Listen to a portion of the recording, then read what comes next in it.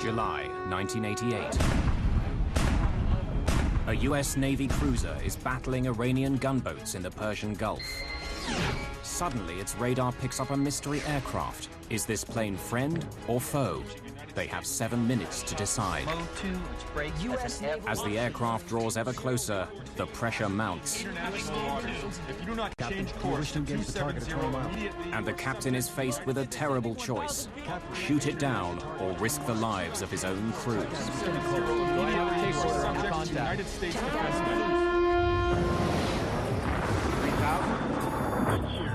We're not getting any oxygen. We have the terrain alarm. Aero Peru 603. We are in an emergency.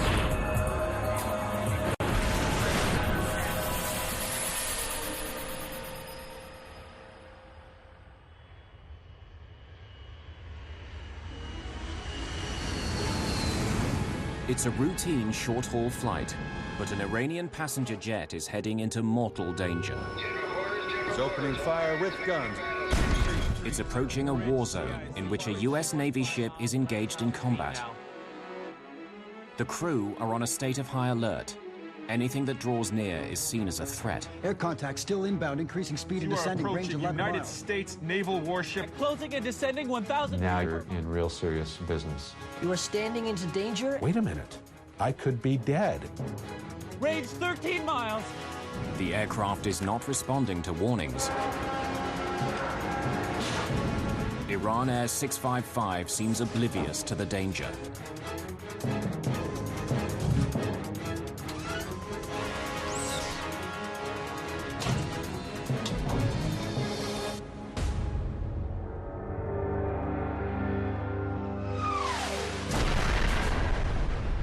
In 1988, Iran and Iraq have reached a stalemate in a savage 8-year conflict. It's a war of attrition, and both sides' oil exports are a target. The United States has become the chief watchdog of the Persian Gulf. Over 30 US warships protect neutral tankers. Dawn, July the 3rd. After a month on routine patrol, the USS Vincennes is heading towards port in Bahrain. Her crew are due a few days' rest and recuperation. But while his men are looking forward to the July the 4th break, Captain Will Rogers is already up. He's received disturbing reports from US intelligence, warning him to expect trouble from Iranian forces over this holiday weekend. Yeah.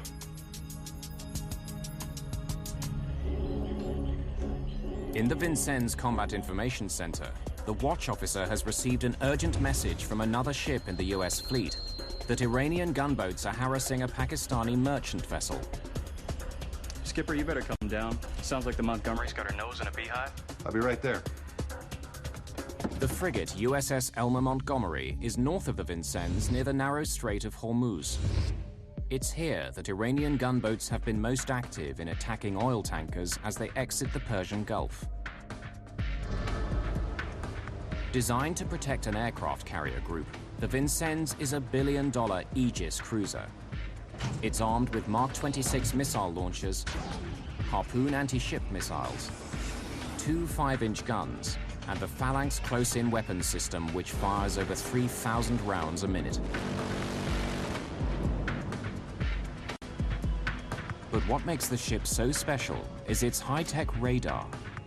The phased array Spy-1 can simultaneously search and track over 100 targets over 300 kilometers away.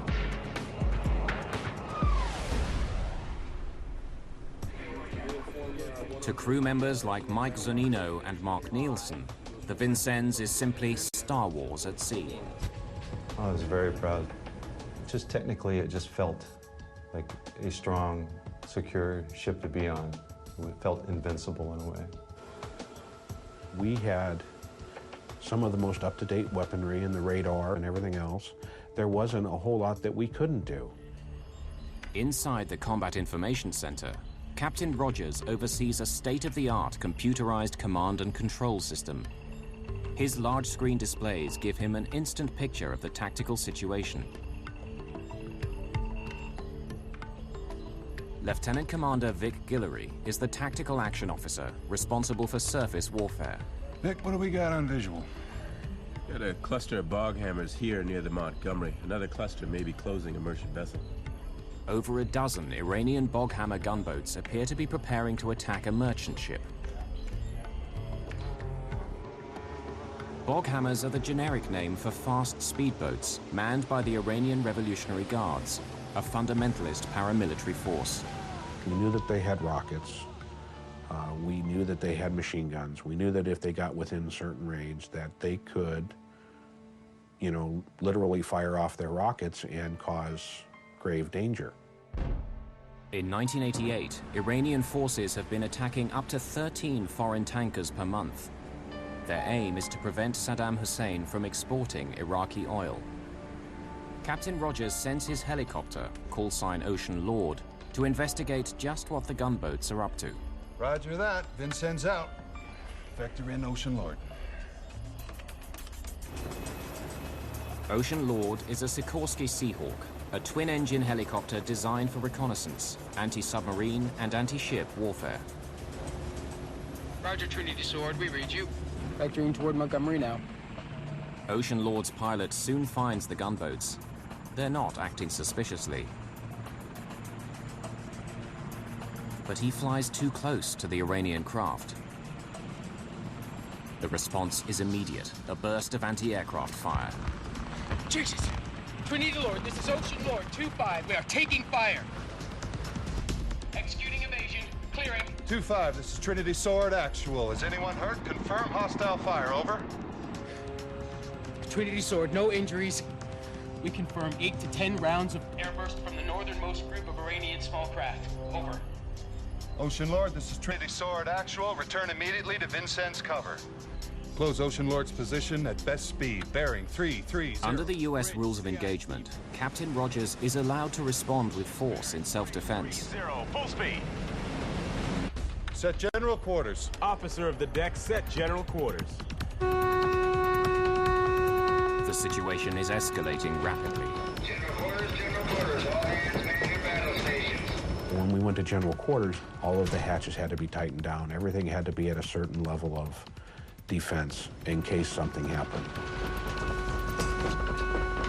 Once you get to that station, you're supposed to, you don your helmet and your gas mask. Nobody's allowed to move around the ship. You're to stay at your battle stations doing your job. Only 6.5 minutes after Rogers calls general quarters, the Vincennes is ready for combat. The crew have practiced the drill many times, but today it's for real. By chance, a Navy media crew is on the bridge filming as the ship surges north at over 30 knots. Captain Rogers is now heading for a lethal confrontation with the Iranian gunboats.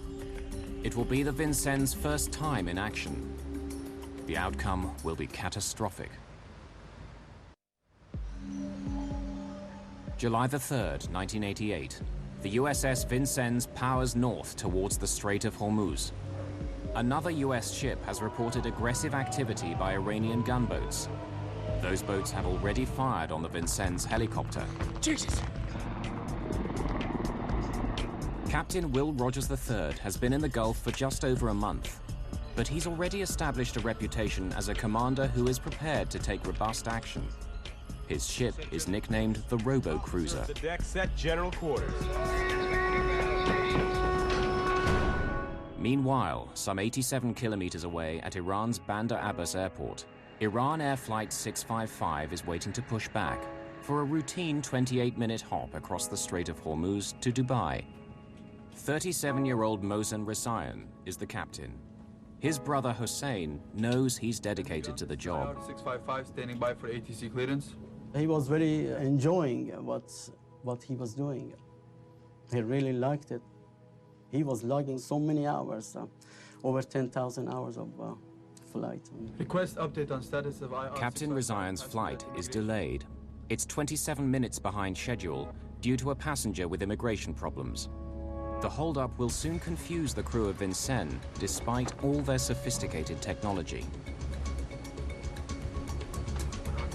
On the bridge, a Navy media crew continues to film as the Vincennes closes within striking distance of the Iranian Boghammer gunboats. About 3 degrees, course 015 iron. We're about 3 degrees, course 015. Got a visual on a Boghammer. See it? Even though his helicopter has already been shot at, Captain Rogers only has the authority to open fire if he believes his ship is under direct threat. In the Gulf haze, it's hard to see just what the gunboats are doing. One appears to be going up to starboard and one's in the middle. Just on the starboard bow has a machine gun on it. But Captain Rogers doesn't have to wait for the gunboats to open fire. If they behave aggressively, that's reason enough for him to take the first shot. Coming inbound fast. 1 at 350 is inbound.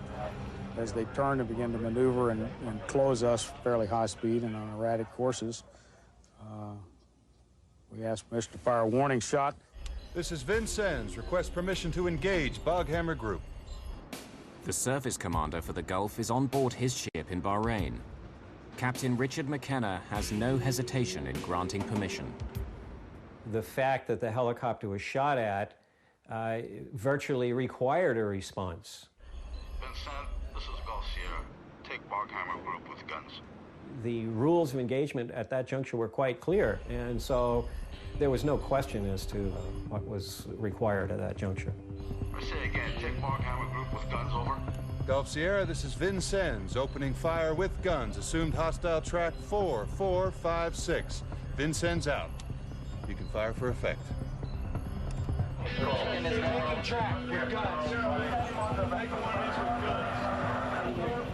It's 9:43 a.m. A routine encounter in the Persian Gulf has become deadly serious. Oh man, he's right behind him. 300. This is the first time that the crew of the Vincennes have ever seen action. It's a 028 now. Combat was, you know, that was the furthest thing probably from any of us. Even though we were a combat ship, it was one of those things. It's like, it'll never happen to us, but yet it did. The gunboats are now shooting back, but their fire is falling well short. The Vincennes and the Montgomery take them on together. The battle is fast-moving, with frequent changes of course. Verify me rounds to the tray. The Vincennes and the Montgomery are now locked in a full-scale sea battle. Anything that approaches the U.S. ships will be assessed as a possible threat. Battery released, 10 rounds, weapons. Lieutenant Commander Scott Lustig is the officer responsible for alerting the captain to potential airborne threats. He's been tracking an aircraft that has suddenly changed course and is now heading towards the Vincennes. 4472, Iranian P3, range 62 miles. The plane has been identified as an Iranian P3 Orion, a long-range maritime surveillance aircraft. In a well-rehearsed procedure, the Vincennes warns the P3 on a military frequency that he's being tracked. Speed 270, this is United States Naval warship. Request you state your intentions.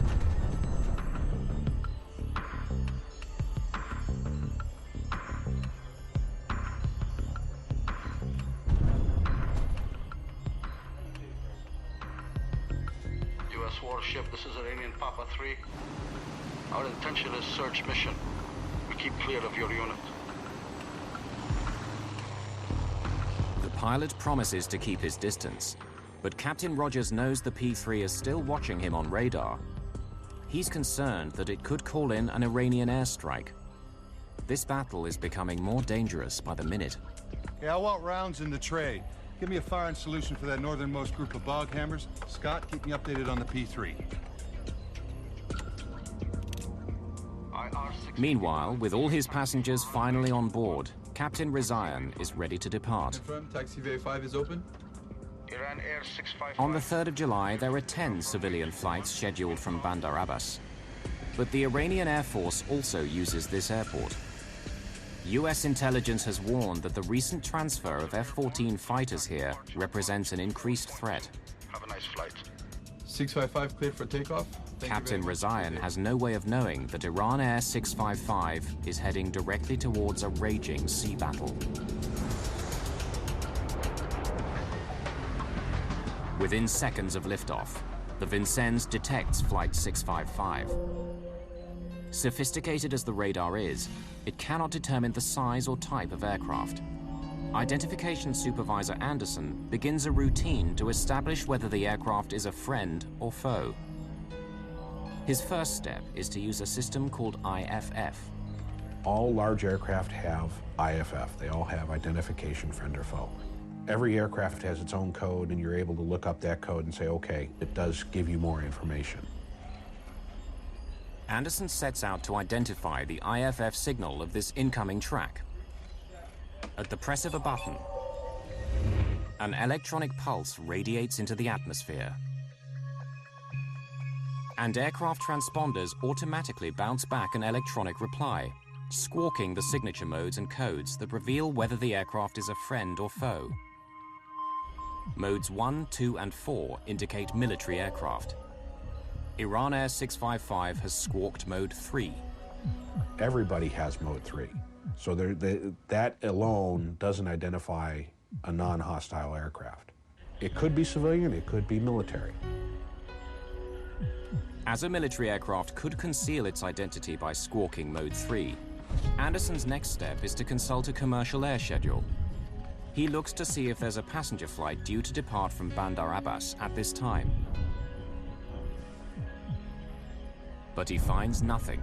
Unidentified Iranian aircraft on course 203, speed 303 knots, altitude 4,000 feet. This is United States. So the Vincennes now tries to contact the plane directly on a military distress frequency. 40 miles from you. You are approaching United States naval warship in international waters. Request you state your intentions. Over.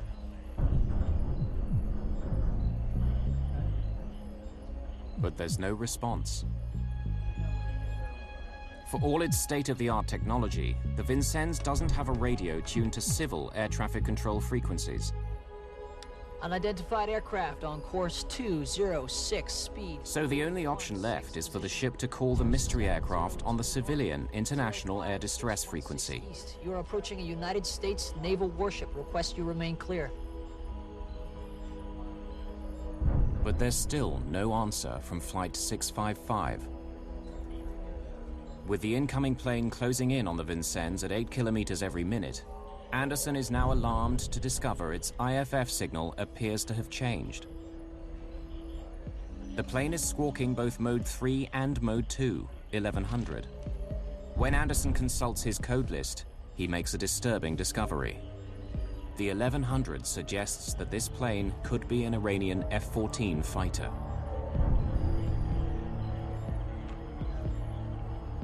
All stations IDS, I have a possible Mode 2 on track 4131, 1100, which breaks as an F-14.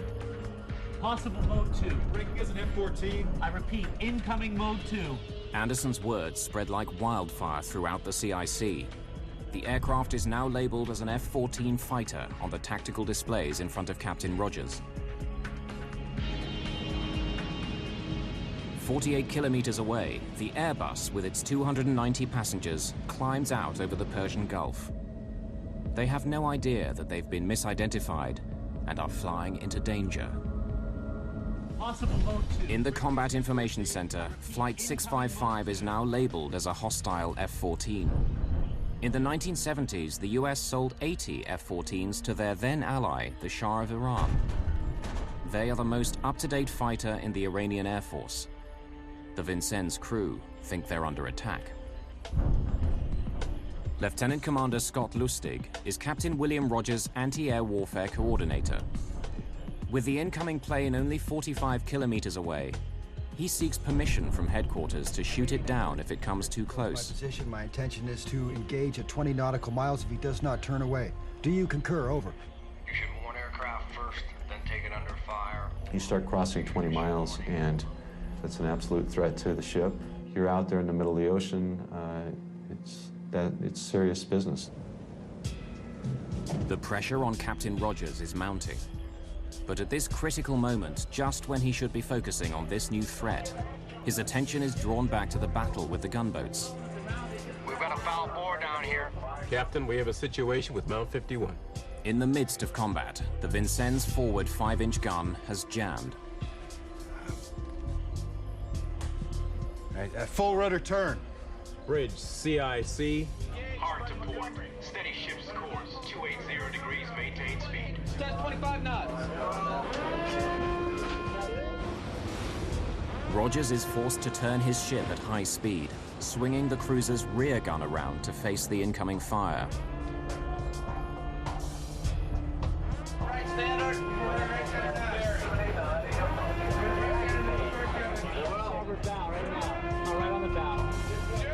The ship leans, so if anything was not tied down, it of course went everywhere. It went sliding off, up against the wall. It turned sharp enough that if you were standing, you had to hold on to something to keep from falling over. Bring aft gun to bear now. As Captain Rogers struggles to keep the gunboats engaged, Captain Rizayan is busy with the routines of climbing to cruising altitude. FIR 58, Dubai 0715.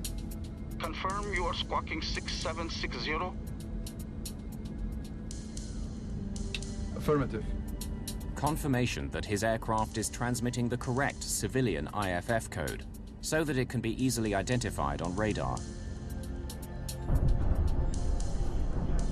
In the Vincennes Combat Information Center, Lieutenant William Mountford sees that the approaching plane is now squawking a Mode 3 IFF response. He thinks it may not be a military aircraft after all. Sir, possible calm air. Captain Rogers acknowledges the warning, but he's still concerned by the plane's failure to respond. The aircraft was warned a number of times, continued to close. Time is a demon here. If I have a long time to sort things out, you're going to take more time to look at this and more time to look at that. Unidentified aircraft on As Flight 655 crosses the critical 37-kilometer threshold, the Vincennes warns it once again to alter course or risk the consequences. 01, 20 miles from you. You are standing into danger and may be subject to United States defensive measures. Request you remain clear of me. Captain Rogers now has the authority to shoot the plane down. Captain, do you wish to engage at 20 miles? Captain, do you wish to engage the target at 20 miles?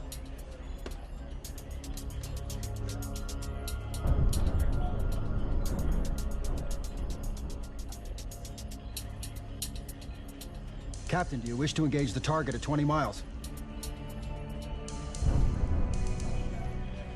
Negative. Captain Rogers has delayed firing, hoping that the plane will finally respond to the Vincennes' warnings. But what happens next destroys that faint hope. Petty Officer Leach is the Vincennes' tactical information coordinator. He's responsible for ensuring that all air contacts are properly tracked. What he reports now seems to remove any doubts. This is a hostile aircraft. Altitude declining. They see the plane diving towards them, a classic attack profile. Now you're in real serious business, because anything can happen at that point. Whether that aircraft might launch something at you, it could be the aircraft itself. 15 miles, that's pretty close and pretty serious. Iranian aircraft on course 211, speed 385 Track 4131 approaching 13 nautical miles. United States naval warship operating in international waters. Wait a minute, I could be dead. The tension is just continually rising during this whole time.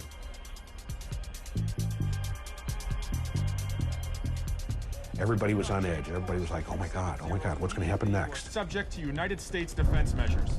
Inbound air contact closing and descending 1,000 feet per mile. Range 13 miles.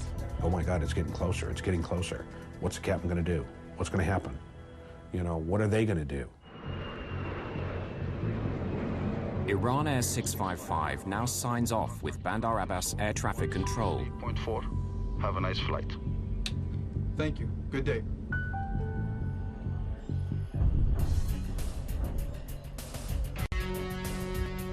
God damn it, he's getting close. Mark, incoming bog hammer. Bearing 042. Air contact still inbound, increasing speed and descending, range 11 miles. Time is a demon here. At some point in time, you have to make the decision. When the aircraft reached a little over 10 miles, at that point in time, I either make the decision then or I don't make it at all because I reached minimum weapons range. It's the moment of truth. Captain Rogers turns his fire authorization key.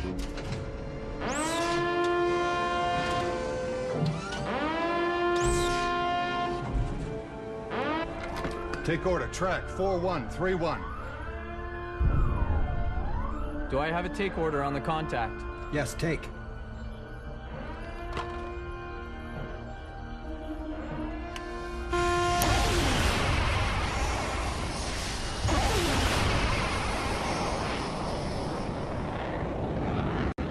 Birds away. Rails clear.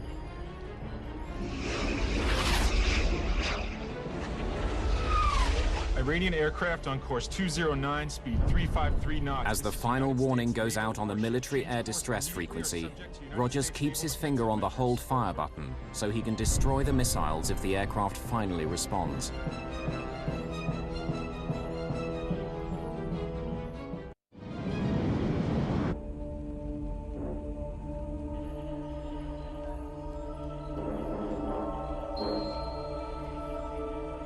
Estimate 10 seconds to intercept.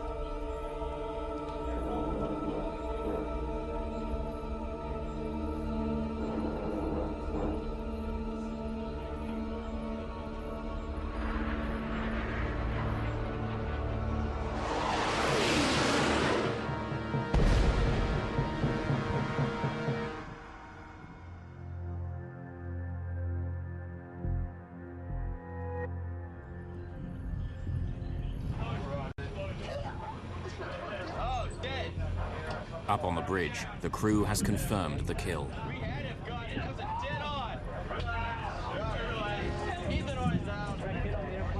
The plane they believed was attacking them has been destroyed. Captain Rogers thinks he has saved his ship from destruction. Nothing could be further from the truth. Far from saving his crew, Rogers has just made a decision that will shock the world. He's destroyed an Iranian passenger jet flying in an international air corridor. 290 passengers and crew are dead. Iranian television broadcasts distressing footage of their bodies floating in the Gulf. For Captain Rogers, the burden is heavy. Whatever mistakes have been made, he bears the ultimate responsibility.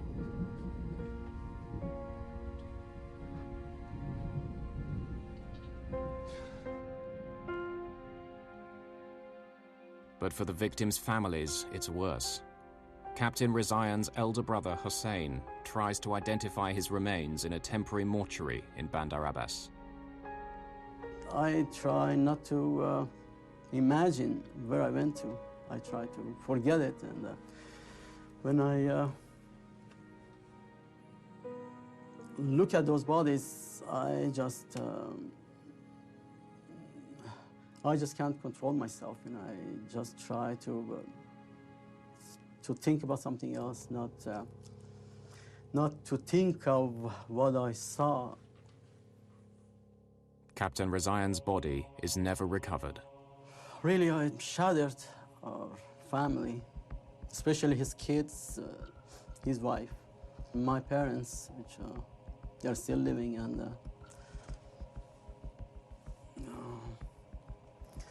and there is not a day that they don't talk about this, of what happened, why it should have happened. There's an immediate international outcry. The world wants to know how a cruiser with a state-of-the-art combat system could have mistaken a passenger airliner for an attacking Iranian fighter. Captain, do you swear that the evidence you are giving in this matter, now an investigation... The US government appoints Rear Admiral William Fogarty to conduct an inquiry to find out what went wrong. My first reaction was, it was a tragedy. The thing that stuck the most to me was, you've got a lot of responsibilities ahead of you, Fogarty, and probably some sleepless nights. And nothing but the truth, so help you God. I do. The inquiry is conducted in accord with the Uniform Code of Military Justice. The stakes are high. Investigative journalist Roger Charles is a former Marine officer who's examined the story. You're looking at a guy who's on top of the world. He's the captain of the billion-dollar Aegis cruiser, and now he's sitting at a table facing possible court-martial and, even prison time. Admiral Fogarty's team now scrutinizes the actions of the Vincennes crew in forensic detail. When Flight 655 first appears on radar, the USS Vincennes is in the midst of a battle with Iranian gunboats. All aircraft within a radius of 100 kilometers are monitored to ensure they do not pose a threat. So Identification Supervisor Anderson starts by checking his commercial air schedule to determine if this is a passenger flight. But he's confused. The schedule lists departures in local time, but Anderson is unsure whether that means the time in Bandar Abbas or Bahrain time, which is used on the ship. You have the almost 30-minute delay caused by the late departure of IRR 655 due to a passenger with a visa problem. Then you have the 30-minute different time zone. So he looks at it and he's seeing there's nobody within an hour scheduled to be over us. The IFF system is supposed to distinguish friend from foe. Admiral Fogarty knows it's critical to establish how the Vincennes could have confused a commercial airliner squawking Mode 3 with a fighter emitting Mode 2. And in your mind, that was not Comair.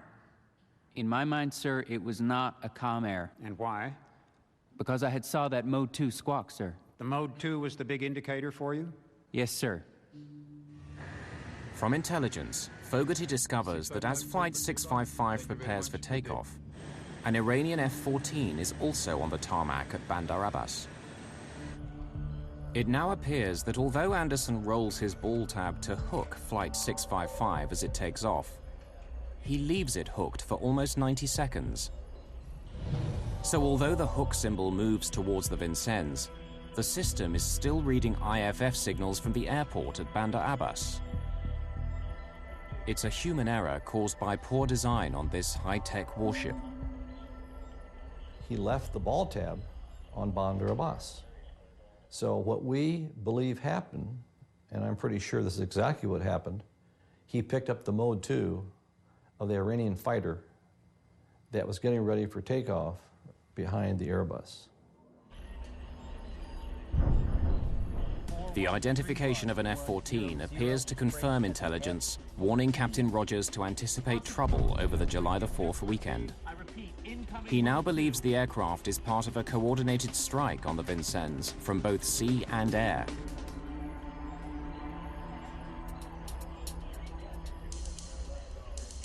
Sir, possible Comair. So he places less weight on the warning that the incoming plane is possibly a commercial airliner. Do you recall Lieutenant Montford saying Comair, Comair? I absolutely remember him telling me that, and I think I raised my hand or something to that effect to indicate that I'd heard him. You held up your decision to fire. Yes, sir. Why? I wanted every bit of information I could get. IFF was an indicator, but I didn't care whether 1100 was an F-14 or that Falker that flies around out there. But at this point, I thought they always talk to us. Iranian aircraft on course 211. The Vincennes transmits a total of 10 radio warnings. Why does Flight 655 never respond? What we do know for sure is the aircraft did not respond to the warnings. He had to have something, he being the commanding officer, as proof that this was commercial air. He never got that. Unidentified Iranian aircraft on course 20. But the Vincennes transmits 7 warnings on a military frequency that Flight 655 cannot receive. The Airbus did not even have a radio that was set or could accept the military air distress frequency. I mean, it's just not something they had. They had no need for it. They were a commercial airplane. The Vincennes broadcasts only 3 warnings on the civil distress frequency. But they don't clearly identify exactly who the ship is trying to contact. Unidentified aircraft on course 210, speed 350, altitude. The Vincennes radio talkers are citing the aircraft's ground speed. Bearing 201, 20 miles from you. You are standing into danger and may be subject to United States defensive measures. But Captain Razayan's instruments show airspeed, a relative measurement. Flight 655's indicated airspeed could have been 50 knots slower than the 350-knot ground speed cited by the Vincennes. So if the pilot hears that, well, who are they talking to? They haven't identified us. They must be talking to maybe the P-3 or maybe some other Iranian aircraft. Throughout its flight, Iran Air 655 transmits its squawk code, the unique label that tells radars what flight it is. If the Vincennes had called out that squawk code, Captain Razayan could have known immediately they were talking to him. But the US Navy does not require its radio operators to use this code when talking to civilian aircraft. As Flight 655 nears his ship, Captain, do you wish to engage at 20 miles? The pressure on Captain Rogers becomes intense. Captain, do you wish to engage the target at 20 miles? When you look at the time window that he had, he waited till the very last minute. And it becomes a point of, am I going to shoot or am I not going to shoot and wait, in which case he would not be following his responsibilities to protect his ship and his crew. The decisive factor in Captain Rogers' decision to fire are the reports he receives that the plane is descending towards him, apparently about to attack. Altitude declining. It's the crucial moment. The inquiry team presses Tactical Information Coordinator Leach on his call. Okay. Were you reporting descending elevations over the net? Over the internal net? Yes, sir. So in other words, when you saw that track, that aircraft start descending, you were reporting that up to TAO, CO, Gulf Whiskey? Yes, sir. Like an aircraft's black box, the Vincennes computers have recorded all the data on the Combat Information Center's screens. Those records show that Iran Air 655 had never descended. It was, in fact, ascending the whole time. That was a revelation that we had not anticipated. Altitude declining. Is it possible that somebody, although the data showed perhaps that it was going up, would say it's going down, descending? Fogarty sends a medical team, including a psychiatrist, to the Vincennes. They report that a condition called scenario fulfillment could have played a part in the tragedy. Range 13 miles. And as it turns out, where you believe something so badly is going to happen, that whether the data shows you it's not the case, you believe it's happening.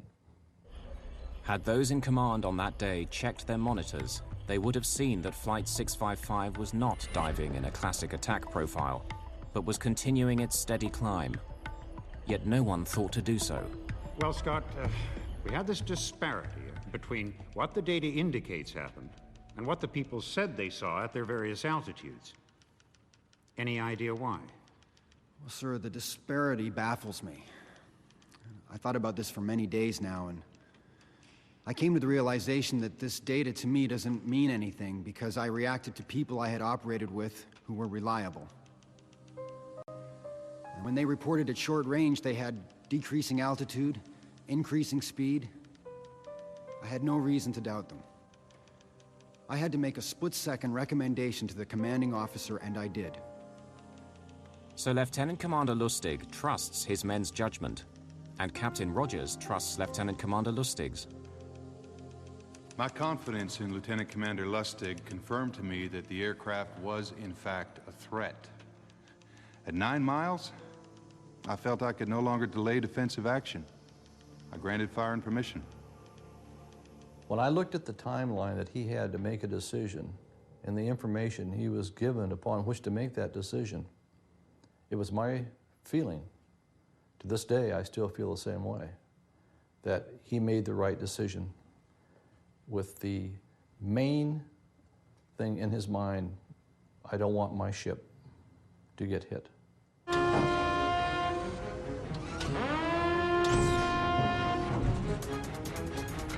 Take order, track 4131. The Vincennes' sophisticated combat information system gives its crew accurate information, but their fear has created a threat where none exists.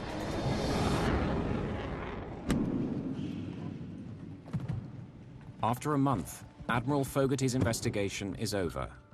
He finds that the downing of Iran Air 655 was not the result of any negligent or culpable conduct by any US naval personnel.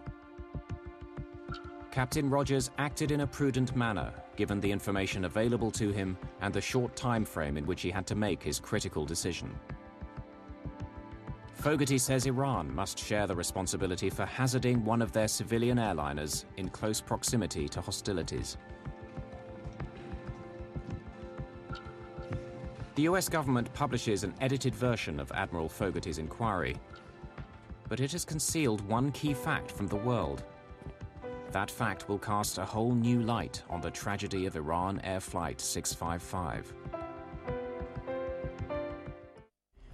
Skipper, you better come down. Sounds like the Montgomery's got her nose in a beehive. I'll be right there. When Captain Rogers first hears that Iranian gunboats are harassing merchant shipping, the Vincennes is well south of the Montgomery and destined for port in Bahrain. Gulf Sierra, this is Vincennes. Request permission to support USS Montgomery against surface contacts. Over. Rogers asks Captain Richard McKenna, his surface commander, for permission to turn north to support the Montgomery.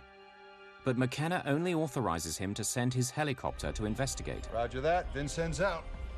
Vector in, Ocean Lord.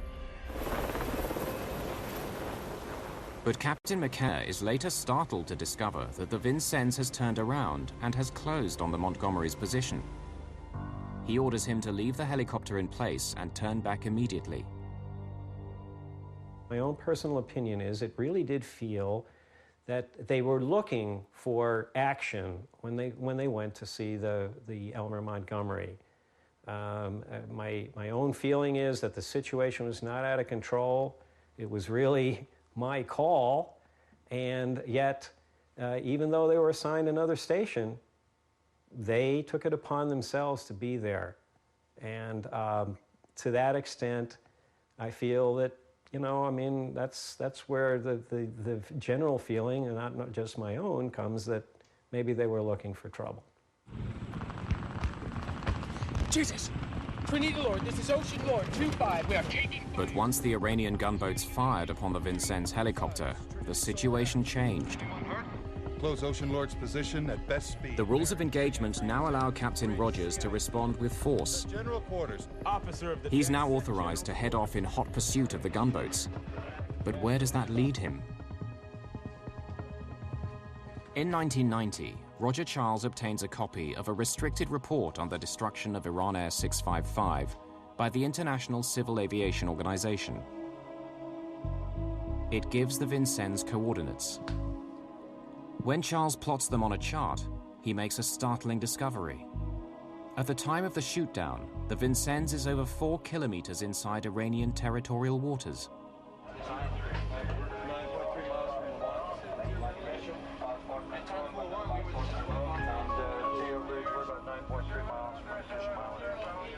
By chasing the gunboats back into Iranian territory, Rogers inadvertently places his ship directly in the flight path of Iran Air 655.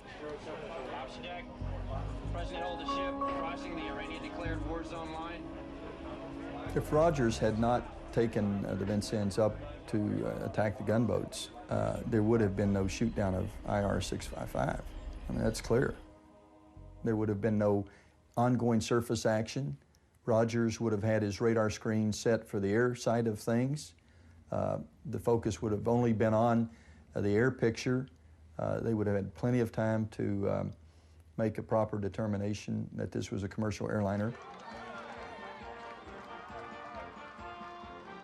Despite the tragedy, the crew of the Vincennes receive a hero's welcome on their return to port in San Diego. Any ship in the Navy is a multi-mission ship. Captain, do you wish to engage the target at 20 miles? Lieutenant Commander Scott Lustig is awarded a Navy Commendation Medal for his ability to maintain his poise and confidence under fire. Take order, track 4131. Captain Rogers receives the Legion of Merit for his performance as commanding officer of the Vincennes. Both men have since retired from the Navy. Every year, the families of those who died on Iran Air 655 commemorate their loss in the Persian Gulf.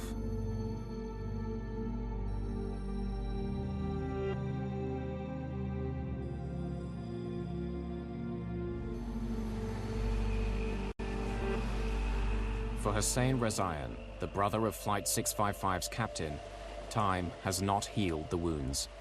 I still feel the same way.